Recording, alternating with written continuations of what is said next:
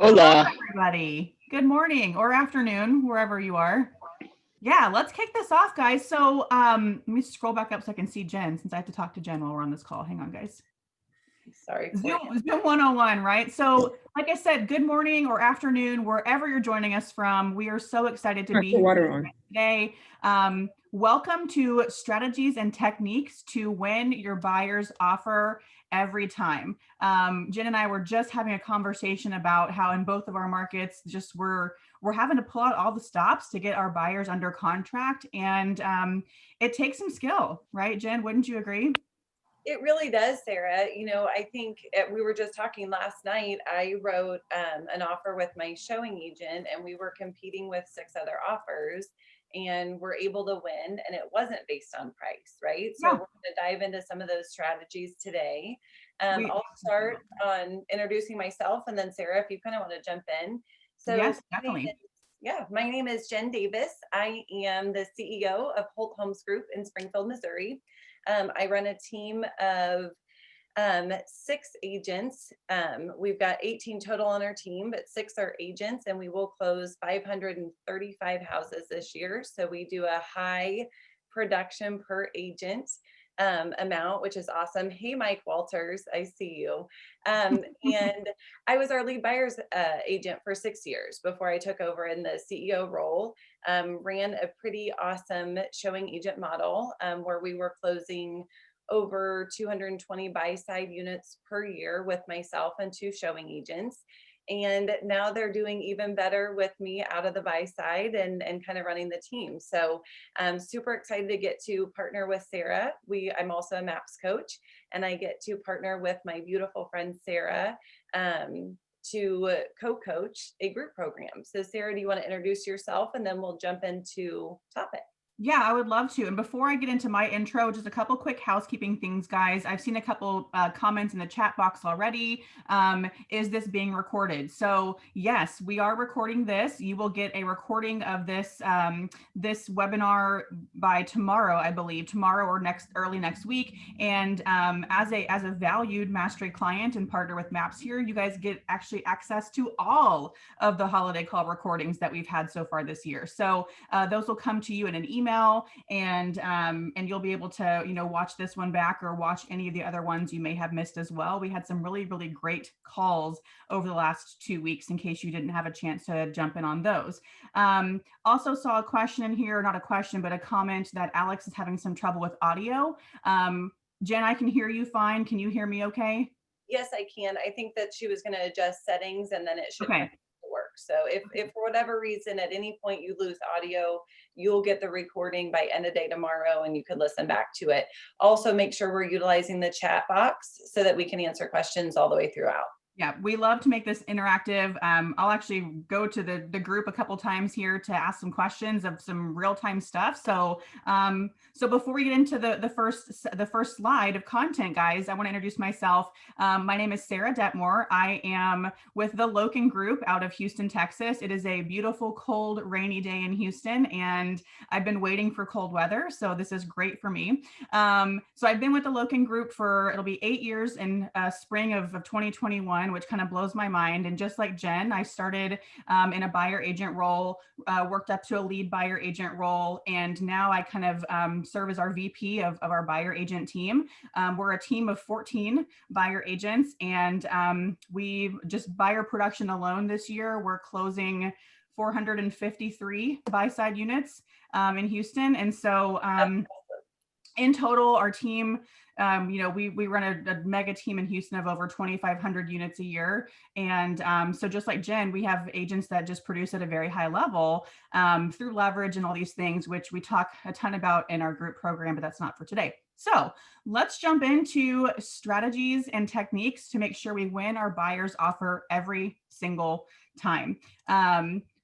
Strategy number 1, guys, and I'm going to ask you a question because I can't be the only one who's done this. So how many of you have worked with a buyer who you had great rapport with, you really felt like you guys were meshing together, the buyer was ready, willing, able to purchase a home, you take them out to see a property and you're like, this is the one, they're going to write an offer, and then they say, gosh, Sarah, let's go ahead and start our offer 20 grand under asking price, just to see what the seller says. Show of hands, has that happened to anybody else besides me before? Okay, Jen, I've got you on my side. I can't see everybody, but you know, in that moment, and of course that hasn't happened in a while. That was one of my very first buyers that I worked with. My first thought was, how can this buyer be asking me to make an offer 20 grand under market price or list price in the market that we're in? And at that moment, I realized I didn't do my part to set the right expectations with my buyer about what's happening in our current market. Guys, we're in the market every single day. We should know what's happening in our market, how things are trending. And we have to also be able to not only understand our market, but clearly communicate that to the buyer and how those market how the things in our market that are happening are going to impact the buyer as they go through this home search and purchase process with you. So these may seem like some very simple steps on the screen here as far as our first strategy. However, they're critical in setting your buyer up for success and getting their offer accepted. So things that you're going to want to know about your market and be able to you if someone sees. You're going to want to know these things and communicate them clearly to your buyer. What the list price to sales price ratio is. Hey guys, Okay. Maybe. Got it. All right. Here we go. So, so again, these might seem very basic, but these, Jen, I think you'll agree that, and in fact, I know that you do because we talk about this. They're foundational things that you need to be able to know and set expectations with your buyers on when it comes to getting their offer accepted. So we want to be able to communicate the current list price to sell price ratio to your buyers. We want to communicate days on market and how that is going to impact your buyers' experience in buying a home in the market right now.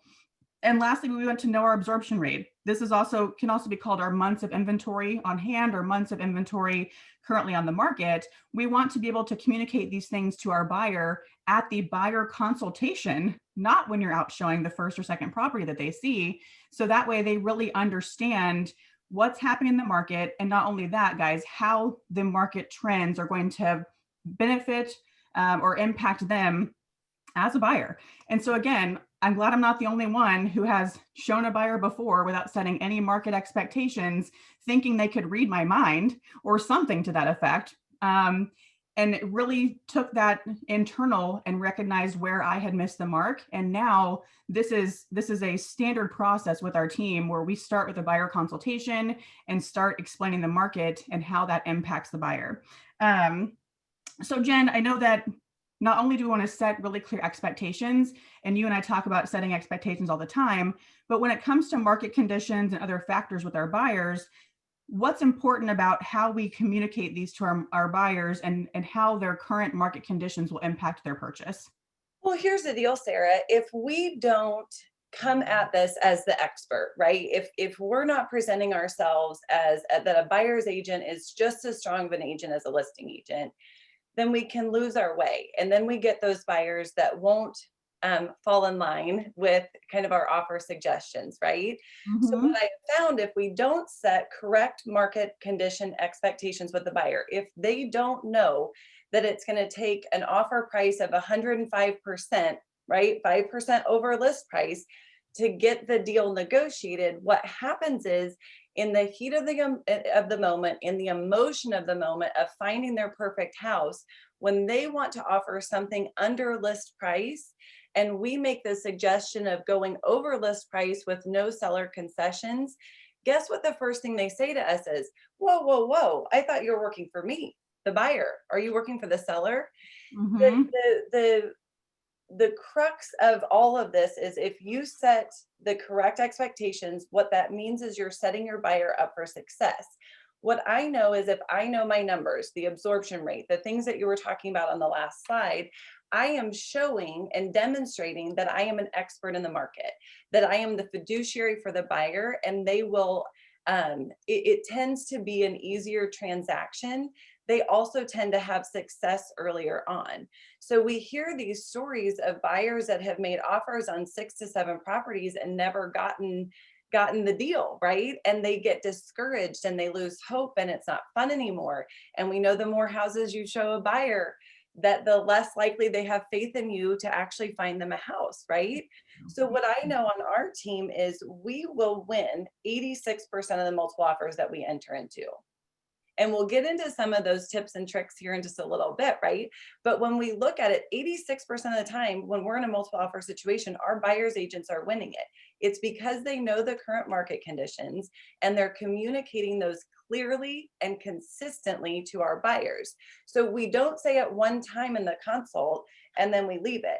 We say it in the consult. We say it when we're showing them property. We're saying it when we make when we're having the conversation with the buyer about making the offer. We're saying, remember what we talked about. Here are these comps. This house will sell for this. Here's where we need to position ourselves. So it's consistently communicating those expectations. And then understanding what it will take for your buyers to compete.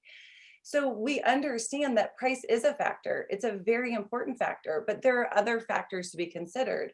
One is, what does the seller want? What's important to the seller about a closing date? What's important to the seller about other contingencies being in there, whether that's closing costs or appraisals or inspections? What will it take for your buyer to compete in the market today? And understand, guys, that every market you're in, there are multiple markets. In my market, there's a certain price point where there are multiple offers and we've got 5 to 10 to 15 offers in. And then there are certain price points where we can negotiate a deal. So I'm not going to make a blanket statement about our market. I'm actually going to know each individual market. It's my time to shine. As the buyer's agent, I'm presenting myself no differently than a listing agent would, in that I know my numbers. I know how many offers I write to how many offers I get accepted. I know what the list to sales price ratio is. And I know that per price point, so that regardless of which buyer I'm helping, I'm the expert in that market. You know, So- Jen, and I agree with you. I obviously agree with you on everything that you say because you're brilliant. Yet, couple questions that came into the chat box though while you were going through the slide. One from Madison, and we have time at the end, guys, for Q&A. However, I know Jen and I like to answer these live just because they're often about the content that we're talking through. So Madison's asking, I struggle going over all of this during the buyer consultation because it feels like an overload of information all at once, and the buyers don't really understand because they aren't in the market like every day like we are. So, and she's asking for some suggestions on how to kind of work around that. I think it's bite-sized information, right? Like I'm not Madison, if you're my buyer and you're buying up to 300,000, I'm giving you the information of that market. Mm-hmm. I'm specific to your wants and to your needs. Now, if you're a buyer in my market from 300,000 to 600,000, that's the information I'm giving you. So what it demonstrates is that we are the expert in the market. Yes, we would love to be friends with our buyer. And yes, we would love to get invited to, lunch when we can go out for lunch again. And at the end of the day, we're the expert in the market. So Mm-hmm. I have found if I sprinkle in the information, it's a little bit like showing off sometimes, right? Like it's a little bit like, hey, look at me and look at what I know about the market.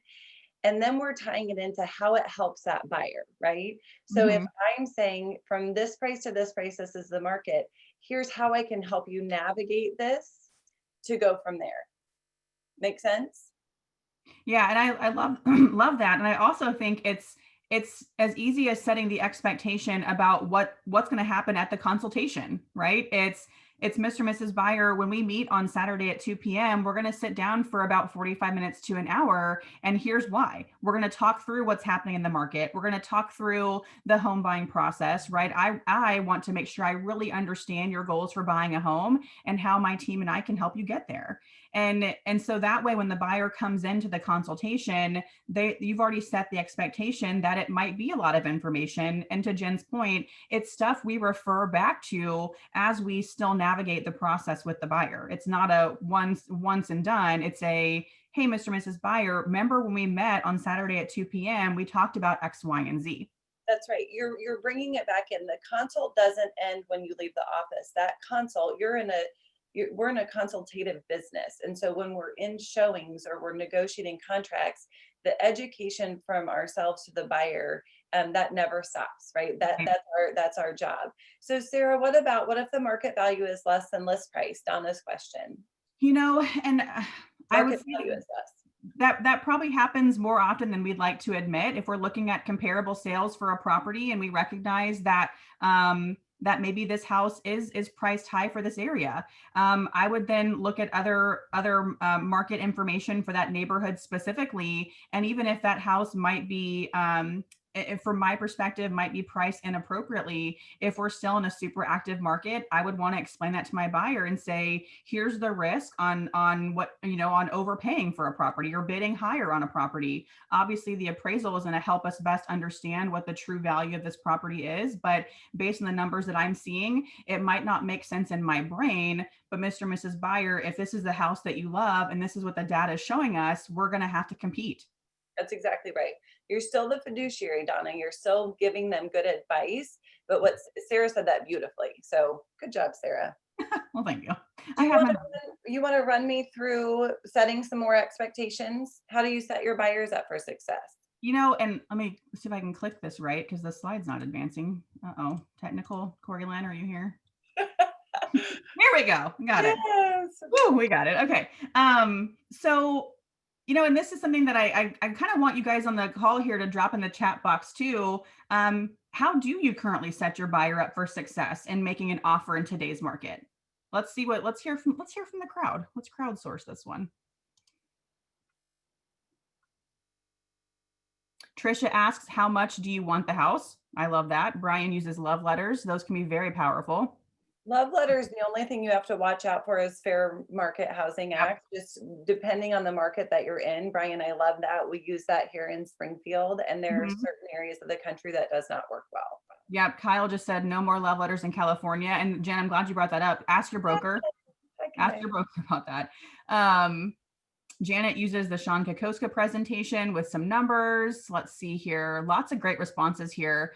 Personalized videos. Jake, that's awesome. Nicole, definitely make sure lending is in place first. So lots of great responses on how we're currently setting buyers up for success in making offers. Sapphire, ooh, I love that name. Escalation clauses, be careful with those too. Talk to your broker. I've got some horror stories about escalation clauses that I won't share today.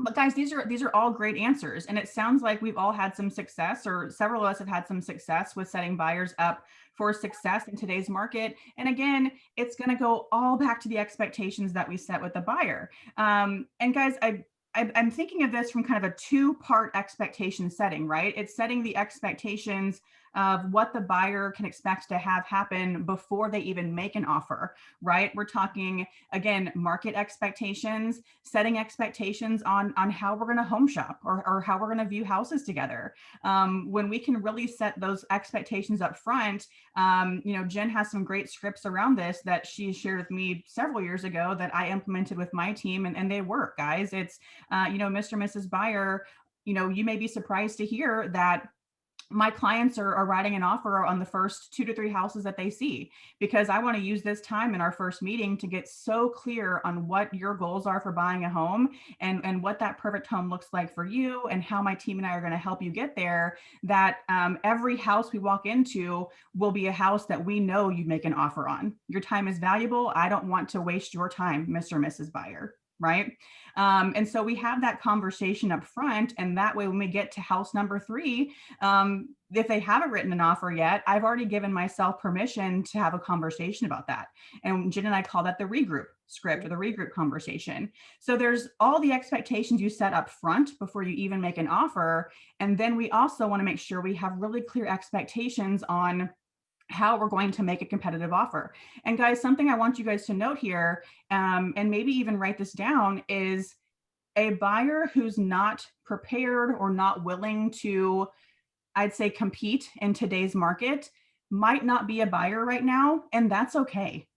Okay. We don't want to force a buyer into buying right now if they do not want to, if they aren't in agreement or in alignment with what they have to do to make an offer and compete in today's market.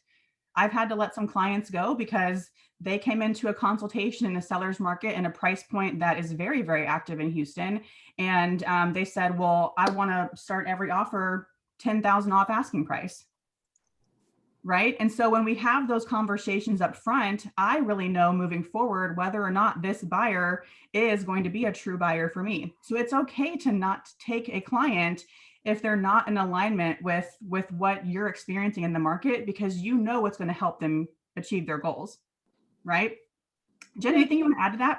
Well, the only other thing that we do sometimes right now is buyers want to see the house a second time. And sometimes the delay in the second showing can cost them the house, right?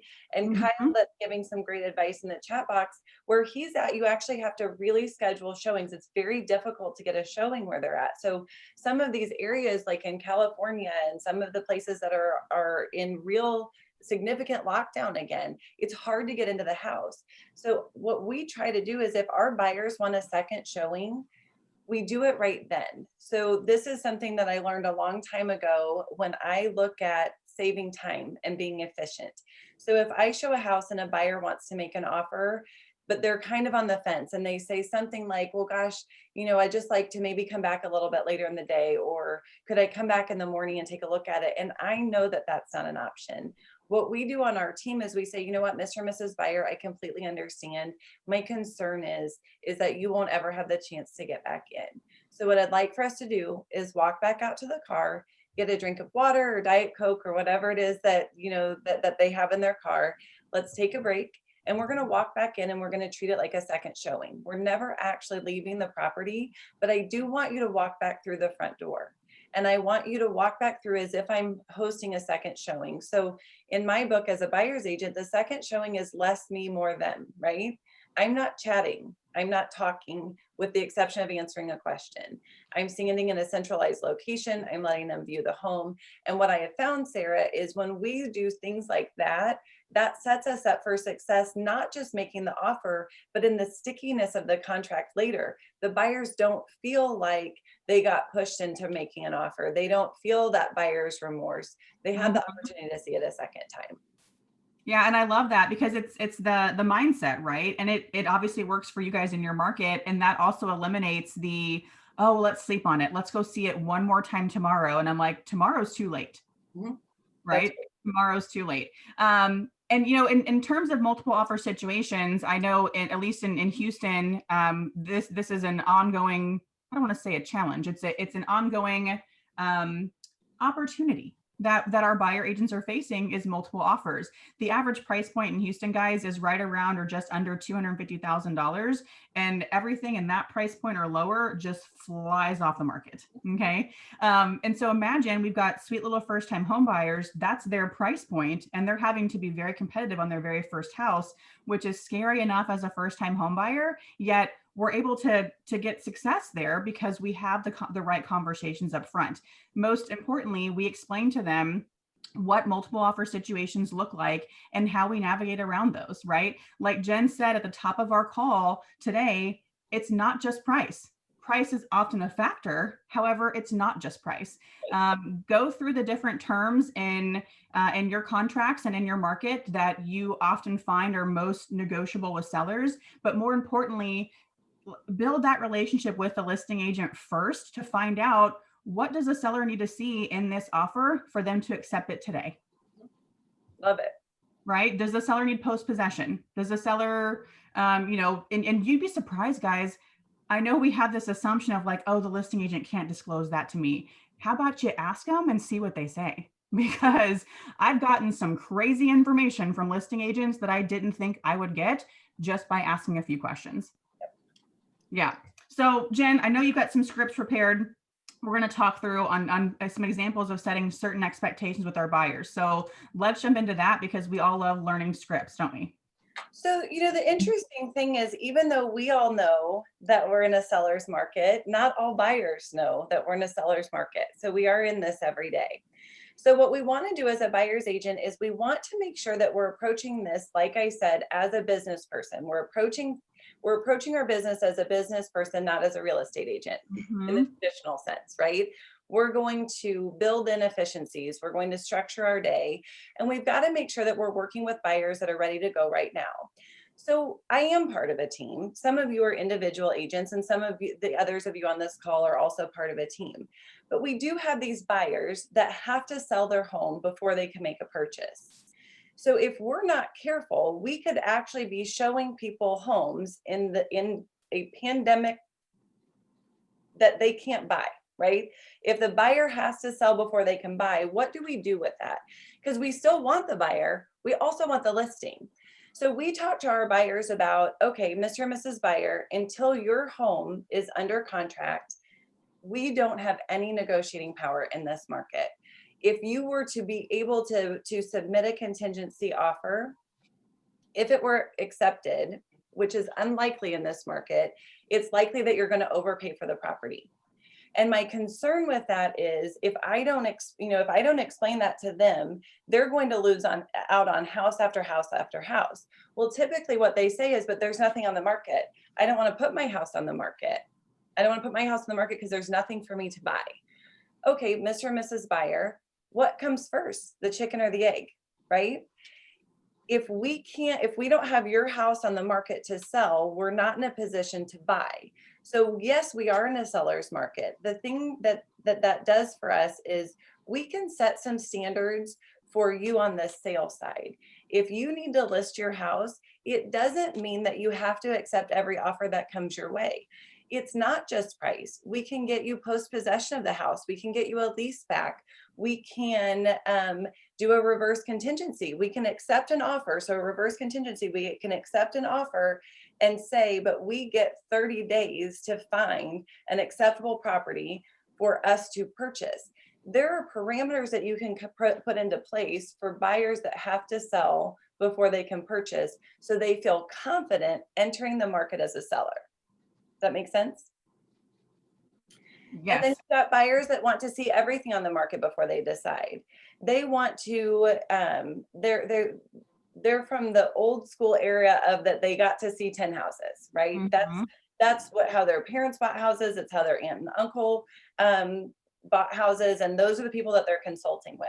What we have to explain to them during that consult is, Mr. and Mrs. Buyer, if we do a great job in the consult and I understand absolutely everything it is that you're looking for, there are really probably only 2 to 3 good possibilities for you.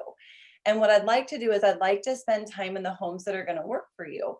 If you say to me, hey, but I want to see houses 4 through 10, those for whatever reason don't actually meet the criteria that we talked about. So what I'd like, what my concern is if we go look at houses 1, 2, and 3, and one of those is the house that you want to make an offer, but somehow you've convinced yourself that you need to see houses 4 through 10. My concern is that houses 1, 2, and 3 are no longer available.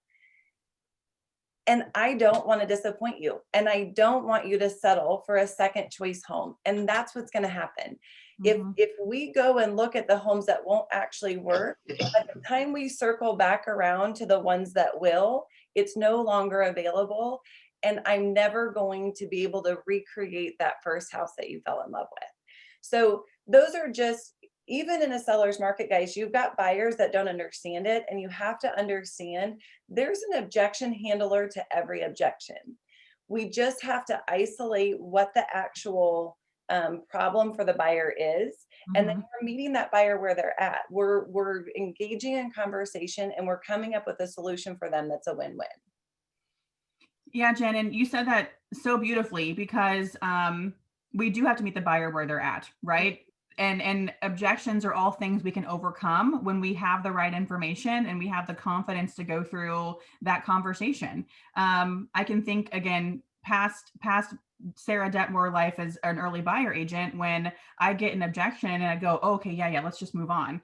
And now that I've had some training on overcoming objections and handling objections, responding to a buyer's objection and simply asking, well, gosh, Jen, what specifically are you concerned about with X, Y, and Z? Right?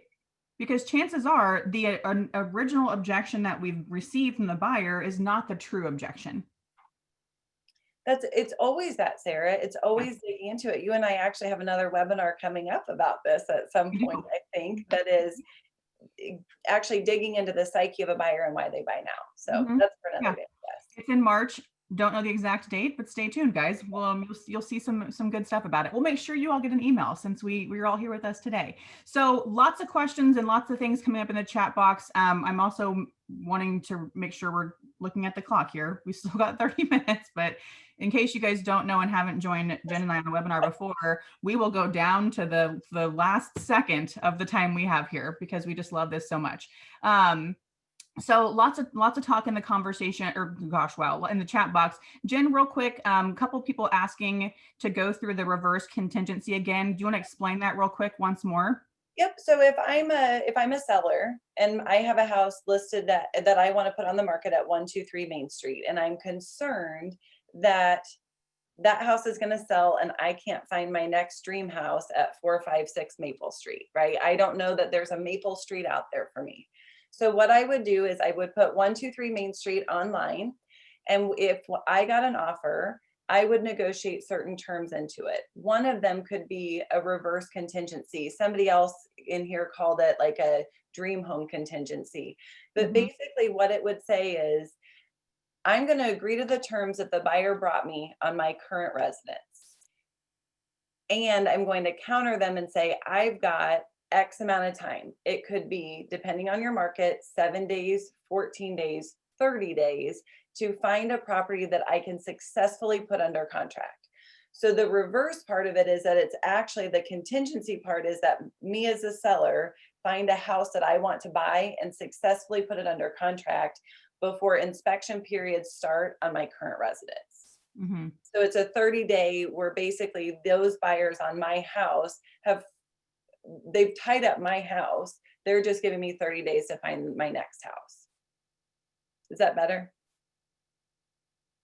We'll see what pops up in the chat box. Okay. It sounded great to me. So guys, there are, and Luann's asking, could it be more than 30 days? It's all negotiable, right? It's whatever the buyer and seller agree to. That's right. And I just gave a 30-day mark because there are certain price points in my area that it might take that long to find a house. So, yeah. But for some others, it may be 7 days. And for others, where Kyle's at, it honestly might be 60 to 90 days. And go ahead. Sometimes the better option for that would be for it to be a lease back, where basically I'm saying I'll sell you my house on February 1, but I get to lease it back until May 30th. Yeah. And I know, Jen, you were explaining that reverse contingency from a standpoint of when you're working with a buyer who also has to sell a home first, right? Now, this could also be a kind of a something you keep in your back pocket for your current buyers who maybe they don't have to sell first. However, you have such great rapport with the listing agent, that the seller of the home your buyers want to offer on, they haven't found their next home yet. So you can talk to your buyer about presenting an offer with a reverse contingency of sorts to allow time for the seller to go find their next home. Right? That's one of the other terms other than price that might be more favorable to a seller. So anyhow, let's continue. Let's jump in here to our next strategy, which is preparing the offer, right? We talked earlier about how we kind of have this two-part expectation setting when it comes to setting the buyer up for success and competing in today's market, or just whatever market you're in, right? No matter the market, I think we can agree there will always be some kind of competition. So it's a matter of just knowing the market and meeting the buyer where they're at with their understanding of it.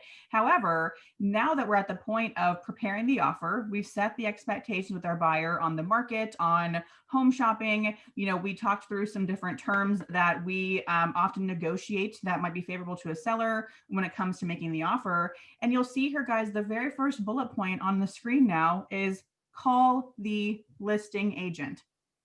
And people are probably looking at this going, Sarah, well, I know that. Okay, well, if you know that, then why don't you do it? I can't think of how many times now, guys, I work just on the buy side and I've worked exclusively with buyers for almost 8 years. However, we have a listing team with the Loken Group and they get offers every single day, just blindly sent to their email. And they're thinking, what? Who are these people? Right? The listing agent is representing a seller. And I know we kind of have it in our mind sometimes that, oh gosh, this is just it's a transaction. However, that listing agent and that seller could be best friends. They could be sisters. They could be, they have a relationship, and I hope that they have some kind of relationship that we have to make sure that as the buyer agent, we have the opportunity to build rapport with the listing agent that we intend to do business with. Okay. So I know text is easy. I know email is easy. Pick up the phone, call the listing agent, let them know. I mean, you have to sell your buyer to the listing agent as well, not just your buyer's offer. And before we even get to the point of talking to our buyers about offer terms, we have to come back to our buyer and say, gosh, Jen, I just got off the phone with the listing agent and I asked him a few questions. I found out that the sellers are actually going through a divorce. They need to sell pretty quickly based on what I've been told. That's information we can give to our buyers and then strategize with our buyer on how we're going to move forward with an offer. Or we find out the buyer, again, the seller, I'm sorry, has to go and find their next home to buy after they sell their home. I can use that information that I found out from the listing agent, and I can let my buyer know, here's some options that we have based on the information I got from the listing agent. So not only as buyer agents, and this is what makes it fun being a buyer agent, is we're in the relationship business. We have a relationship with our buyer. We have to have a relationship with the listing agent. We have to have a relationship with the lender, and then attorney, title company, whoever is the one that's closing the deal for you. We've got to make sure that all these relationships are juggled in a way to where we can get our client from point A to point B. Ross, yeah, what if the listing agent doesn't answer their phone? Keep calling them. I will go to their office. I will go wherever I need to go to find them. I will call their broker. I will call other agents that they've done deals with. I will find a way to get a hold of them because I have made a commitment to myself and to my buyer. I will have a conversation with that listing agent before I submit an offer. It's right, Sarah. I mean, Spencer put in the chat box, he was like, outside of price, what's important to the seller? Mm-hmm. So you're already, as a seasoned buyer's agent, saying to the listing agent, outside of price, I know what price has to be to get this. Outside of price, what matters? It's a simple, easy conversation. Now, if you say that and the listing agent gives you advice, I would also follow that advice. Don't ask the question if you're not prepared to follow the advice.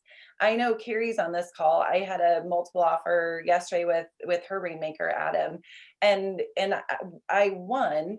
And part of the reason that we won, it was not price. It was the other terms in the contract. I was the only agent that listened to their preferred closing date. Mm-hmm. And I was the only agent that he was like, my team would like to work with you guys, because we know that it will get to closing. So those of you that are new agents that maybe don't have those relationships, make sure that right now you're establishing those relationships. Do what you say you're going to do when you say you're going to do it. So if you're asking for advice, follow the advice that the listing agent gives and be easy to work with, be kind, be respectful. Yeah, guys, we have to, emotional intelligence is something that I'm learning a lot about these days. And we have to sometimes put our ego, put our pride aside. I can't tell you how many times I've been hung up on by a listing agent. It's going to happen. Okay. I don't have to be best friends with them. However, it's part of the relationship, right? I might not have done anything wrong. I'm going to call that listing agent and apologize so we can get to where we need to go with this deal. Okay. It's as simple as that. And it's so simple that it blows my mind when it just doesn't happen, right? It's, oh, Texas listing agent. I showed your house today. My buyer loves it. How old is the AC? Okay. Well, call them because you can probably find out more. In fact, you probably will find out more when you pick up the phone and call them. And I love the questions that, Jen, you were mentioning in the chat box from Kyle, where it's, yeah, Mr. and Mrs. listing agent. My client loves this home, and I'm sure other people do as well. I'd be shocked if they didn't because of how well it shows. And I know it just hit the market. I know you're also holding showings open until Saturday. And I've got to ask you, what does the seller need to see in my buyer's offer today to make them accept this offer today? I can get you back 3 more days of showings and save you some time, Mr. and Mrs. listing agent, right? there are questions we can ask these listing agents or co-op agents or whatever you want to call them that are not only going to help us negotiate some great terms for our buyer. Well, I don't want to say great terms for our buyer, but necessary terms for our buyer to get their offer accepted. And that just sets the relationship up for success throughout with the listing agent. So I'm just yakking. Let's move on. Okay, Jen, drop some knowledge on us. So now that we have prepared the offer with our buyer, we've talked to the listing agent, we've let our buyer know what terms the listing agent wants to see, or I'm sorry, what the seller wants to see to accept or to make them feel good about our offer. Now we have to present the offer. So what does that look like? Guess what we're going to do? We're going to call the listing agent again. We're going to, once we actually have the offer written, to prepare the offer, we call the listing agent to get additional information. Now we're calling the listing agent to present the offer. It's going to come in email format, but I honestly am going to call the listing agent, let them know what the offer is, let them know that it's coming. And then I am going to send a follow-up text message that says, hey, I just sent it. Did you receive it? We've had a handful of things that have gone to spam occasionally. Mm-hmm. And you want to make sure that you haven't done all of this work to only have done this amount of work, right? We want to get it under contract. We want to get to move forward. So we want to sell the offer and the buyer to the listing agent. The other part of that is we might actually go one step further and have the lender reach out to the listing agent to let them know it's a well-qualified buyer. Absolutely. That they have done more than just the basic pre-approval. We might want to have a conversation with the listing agent dependent upon how far over list price we've gone about what happens if it doesn't appraise. What's our plan of action? If you've pre-thought out some problems that could happen in the course of the contract, you then also have the ability to show the listing agent, hey, I'm going to problem solve this. I've also got the lender calling you to let you know that they've also taken the additional measures to make sure that this buyer will get to closing. This is how you build great relationships with other agents. I know that there's a lot in the chat box that's saying listing agents aren't answering their phone. I'm sorry, there's not a lot that we can do about that, with the exception of what Sarah suggested. And at the same time, you have to at least try. Just because one listing agent didn't answer your call doesn't mean every listing agent's not going to answer your call. Specifically, if they're an agent that's within your office or your market center, you have the ability to go find them and have a conversation with them. Well, you know, Jen, it's as easy as, if you're texting a listing agent, emailing a listing agent, and they're like, oh, I'm busy, just email the offer. You know, Mr. and Mrs. Listing Agent, I'm fine sending this to you right now. However, I would really welcome an opportunity to have a conversation with you so I can best explain my client's offer to you and help you understand where they're coming from and ask you a few questions. Can you talk today at 4 or tomorrow at 6? What works best for you? And I'm going to keep it short. I'm not, that's the thing though, guys. Part of the reason the listing agent part of the reason that they don't want to talk sometimes is because they're talking to 30 buyers agents and they're giving 30 buyers agents the same information. And those buyers agents then are not following the advice that they're giving. Mm-hmm. So if they won't answer, but they'll answer a text message, ask those questions. The script that Spencer put out there, outside of price, what matters to your seller? If they won't answer your phone call, at least you've asked, you've put your best foot forward.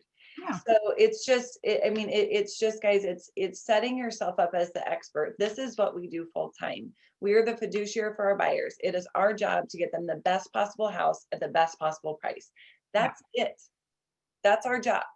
Mm-hmm. We're making sure to get them taken care of. So Sarah, you want to talk me through what we do and don't do? And then we've got time for questions. And I'm just looking at the clock here. Like this is such a beautiful, beautiful conversation. I love this. And I love all of you. So this is just a quick recap of some things we've already talked about, guys. And again, it's simple, right?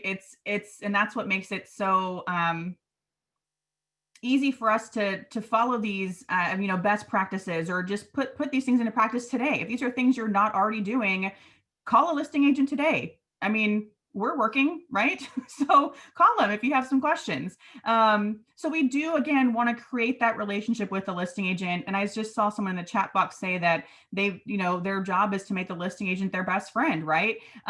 When your listing agent when a listing agent sees how proactive you're being just to gather information on a property, or to really ask questions about the sellers so you can, best prepare an offer, they see that you're really, like, you've got some skin in the game already. You want to find out whatever you can find out to make sure that you're bringing the seller a qualified offer.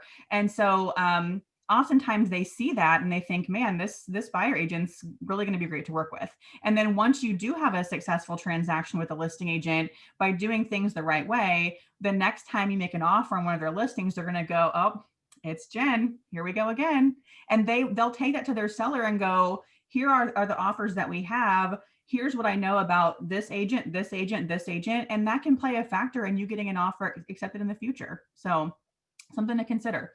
Again, we do want to ask questions when we're presenting an offer and come from curiosity. We've kind of gone through a few questions already in the conversation today that have been successful, right? Other than price, what terms does your seller need to see to have, to make my buyer's offer favorable? Does the seller need a post possession, or can they close in 30 days? Just asking questions. And again, guys, I have stories for days about just some really interesting information I've gotten from listing agents just by asking them a question. And that's obviously going to help set your buyer up for success as well. Again, we don't want to blindly send an offer to a listing agent. Sometimes if you do that, you'll get a response that goes, did you guys even show the property? And I don't know about you guys right now, but in our market in Houston, we get a lot of pushback on that. Especially with, COVID protocols and virtual showings and things like that. We have been submitting offers sight unseen. And I've noticed that a lot of listing agents question that, and that can make them feel kind of uncomfortable about presenting an offer to their seller for a buyer who hasn't seen the house. So don't blindly send an offer. And guys, I can't stress this one enough. In fact, so much it's like making me breathe heavy. No, I'm breathing heavy. I'm 34 weeks pregnant, you guys. That's why I'm breathing heavy. Don't negotiate anything through text or email. Okay. You can follow up a conversation on the phone about negotiations with tech and, in text or email to have a paper trail. Call the listing agent, guys. And this is like laughable because I've said it 45 times on this call, but do not negotiate a deal. Offers, negotiate or repairs, appraisal, anything. Don't negotiate through text or email. Things get lost in translation with electronic communication.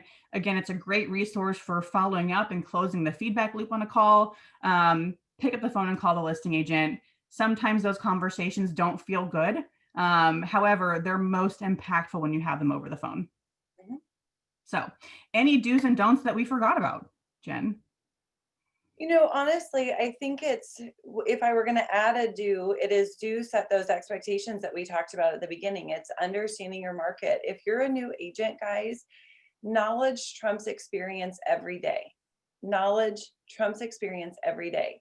If you are new to the business and you're worried that you can't compete with an agent that has more experience, understand that sometimes agents with experience get lazy. And if you want to impress buyers and you want to get listing agents to work with you, work on your knowledge, short circuit your market knowledge, go to your ALC, ask an ALC member for help, ask a team leader for help, go through your board's MLS and learn how to run some reports. With knowledge comes confidence, and with confidence comes conversion. And so a do would be those expectations. If you're unsure of how to set them, or you're unsure of what the flow of a buyer consult would look like, reach out to someone. Sarah and I are really available, and we're really helpful with these types of things. We coach and teach this. All day, every day. This is what we do, and we're happy to help if we can. But find someone to partner with and to ask questions of. And so do have market knowledge, do set great expectations with your buyers, and don't freeze, right? Just because it's a competitive market, don't sit on the sidelines. Get in there now, learn how to do it now. If you don't get your offer accepted, maybe send the listing agent an email that says, hey, what could I have done differently? How did I miss out on that offer? I know Spencer that's on the call, he and I had loads of conversations this fall around what's going on with these offers. Can we go back and talk to some of those listing agents?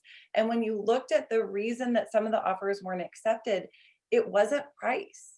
It really wasn't, guys. It's not always the highest price that wins. Sometimes the highest price scares off the seller because they're worried about an appraisal. Oh, yes. It's disconcerting. So guys, when you're looking at this, understand that we have to have the emotional intelligence to go back and see where we maybe made a mistake.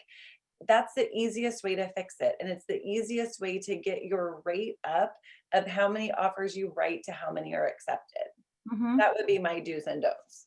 Well, and I love that you added that, Jen, because it's the feedback, and what we do with the feedback is going to help move us forward to that next level, right? It's, yeah, asking for feedback. Mr. Mrs. or Mr. Listing Agent, thank you for letting me know our offer wasn't accepted. I'm just curious, what could we have done differently? And oftentimes when you have kind of that follow-up conversation with the listing agent, who are they going to call when that house comes back on the market? They're going to call you. Hopefully your buyer's not looking for a house, but you never know. Anyhow, okay, let's move on. We have a couple minutes here, 9 beautiful minutes for some Q&A, guys. I've been trying to scroll up in this chat box as much as I can. However, if you have a lingering question, go ahead and drop it in the chat box. And guys, I also want to make sure that we give you guys some information. Jen mentioned at the top of our call, we have the opportunity and privilege with, as MAPS coaches, to co-coach a group program called the Mega Buyer Agent. Some of you on this call, I know, have taken our program in the past, and every time we launch it, guys, we launch it with some new content. And so we've got a new title, new content rolling out in April of 2021. And there's some information on the screen here for you guys. We launch on April 7th. The investment is $198. Latoya, I know you and love that you're shouting out our program in the chat box here. So thank you so much. Take it again. It's all different. It's all going to be different. Just a quick 6-week program. We'd love for you guys to join us in. So keep that in mind as you're building out your growth plan for 2021. There are some great group programs that MAPS is launching. I think even a few programs launch in January. So you can visit mapscoaching.com to learn more about what programs MAPS offers, and of course, get some more information on the Mega Buyer Agent, which we're launching in April. So let's jump into some Q&A, guys. Let's go to the chat box and see what's going on here. So one question was, any good book recommendations? So if you've not read The 12-Week Year, that's a great book. The other thing that Sarah's going to laugh when I say this because she knows how much I love numbers, Measure What Matters. Yep. That is, I would say, out of last year, if I were looking at the books that I loved, The Road Less Stupid, Measure What Matters, and The 12-Week Year would be my top 3 recommendations. Yep, we got some shout outs in here for the 12-week year. And I would agree with you. I know that 12-week year is a powerful book just on goal setting and kind of reframing your mind around goals and chunking things down. And in fact, I'm an old lady and watch the news in the morning. And just this morning on the news, they were saying most people don't end up, moving on with their New Year's resolution, right? It's like the first 3 or 4 weeks after the new year, they don't end up achieving their goal with their New Year's resolution because it's too big. Yep. And the 12-week year talks about how you chunk your goal down into smaller pieces to where it's actually digestible and feels better and achievable. And you have those benchmarks along the way. So that's a great book. Of course, I know for us as coaches, we often refer to Shift, MREA, and The One Thing. Those are 3 books I read every single year. They get easier to audiobook when I'm driving around if I'm commuting or going to show houses or whatever. So those are books that I will always read every single year. And I have one over here in this pile of junk on my desk. One moment. While you're doing that, we've had a handful of questions around where to find scripts. So the scripts that were in here today, those are actually the scripts that I use with our team. Sarah and I, in our group program, do help you build out a script book. So all of the scripts that Sarah and I use are ours that we use for the team. However, KW Connect has a ton of great information and a ton of great scripts that come from, kind of all over the gamut of topics. So if you will utilize the technology and the sites that KW provides, there's a ton of good information there. Definitely. And a couple other book recommendations, Atomic Habits, one of my favorite books I didn't even think of. The Road Less Stupid is a great book as well by Keith Cunningham. And then one that I've read recently, I'm holding it up, but my virtual background doesn't let you see it. It's called The Experience. And it's written by Bruce Loeffler. It's a book that the Loken Group, we did a team read on this one. And it's the 5 principles of Disney service and relationship excellence. So if you're looking for something to kind of build your client experience, I would recommend the book called The Experience. There's also a Disney book called Be Our Guest, and then I'll stop with books, but I am a reader and I really love books. So Be Our Guest is also great. And then No, and I agree with you on that one too. So a question that I saw repeatedly in the chat, so we can get back to our Q&A, lots of questions about the recording. Again, yes, the recording should hit your email inbox by the end of the day tomorrow, right, Jen? Yep. If you don't receive it, just reach directly out to Maps. So the link that you registered with, if there's a hyperlink on there that would get you directly to the person that you need to get if you don't receive a link. And I also dropped, Jen, I hope that was okay. I dropped both of our email addresses in the chat box as well for any questions, comments. Again, as coaches, Jen and I are here to, help be a resource for you guys. So anything that you need, reach out to us. But a question that we would be doing a disservice if we didn't answer for this group, Jen, is all these first-time home buyers who are struggling to compete in today's market because they don't have the additional cash to overoffer. They don't have the opportunity to waive all the contingencies, right? So what's a strategy around that, Jen? What have you done successfully in the past? So a couple of things. Number one, we will lower their price point. So if you can lower their price point so that they're not at the top of their budget, that will help. The other option, and no one's going to love this answer, is for new agents, circle prospect the area that the buyers want to live in. So pull a subdivision list. So if you know they want to be in this area, the fastest way for your buyer to not compete for inventory is for you to find off-market inventory. That is what our job is. And the circle prospecting script is, hey, Sarah, this is Jen Davis with Homes Group. Hey, I know that you're the owner of 123 Main Street. Is now a good time for you to chat? Sarah hopefully says yes. Absolutely. I've been waiting for your call. I figured you were. And so I just wanted to reach out to you today. I have a buyer that's actively looking in your area. And clearly you made a really good decision when you purchased in your neighborhood. And my buyer is really looking to get in there. She's got, it's a family with kids or whatever your state allows information for you to give. And they really want to be in that area. Do you know of any of your neighbors that are getting ready to sell? Start with the neighbor, soften them up with the neighbor. Do you know of any of your neighbors that are getting ready to sell? And they'll say, maybe yes, maybe no. And then I would say, I completely understand. Would you have any interest in selling? And if they say yes, great. If they say no, you know what, Sarah, I completely understand that you want to stay there. I'd love to thank you for your time. Would you be able to give me your email address so I could send you just a quick market update of what's happening in your neighborhood and what potential equity position you're in? Because Sarah may not know that she bought a house 2 years ago for $250,000 and now it might sell for $350,000. Yeah. And so if I can get her email address and I can send her information, that may get her off the fence. So my number one recommendation would be find off-market properties. Yeah. And to add to that, which I love the off market, and it's something that it's work, guys. Nothing about our job is easy, right? And Spencer pointed out, look at aged inventory, things that have been on the market for a while. Look at those may be willing to negotiate. And that's part of that regroup conversation we may have with a buyer, or something we set an expectation on in the consultation. So if Jen, if you're a first-time home buyer, I've talked to your lender and we're really, really clear on what your financial opportunity is to purchase a home. I know that you can't go over a certain price. And I know that homes in your price range are selling like hotcakes. We can look at age inventory. It might not have all the bells and whistles that you want, Jen, but that might be our best opportunity to get you into a home by February when your lease expires. And the great news is that we can change carpet. We can change paint.